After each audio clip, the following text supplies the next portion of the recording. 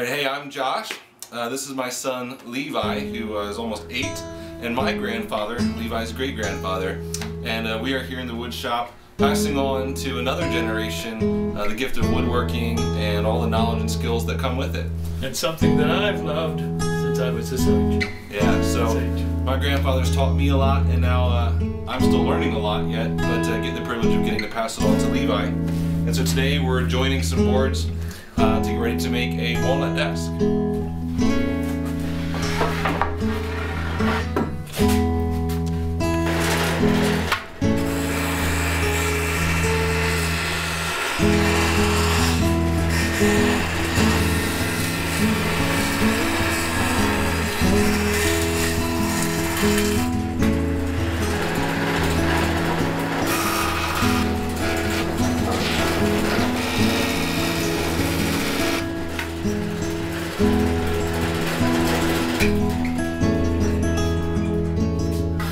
Okay, what are you trying to do? Hi, Harley.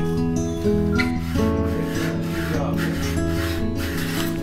You're holding it nice and straight, and right here, feel this yet. A tiny little bit to get there yet. That should have it. Very good. Gentle.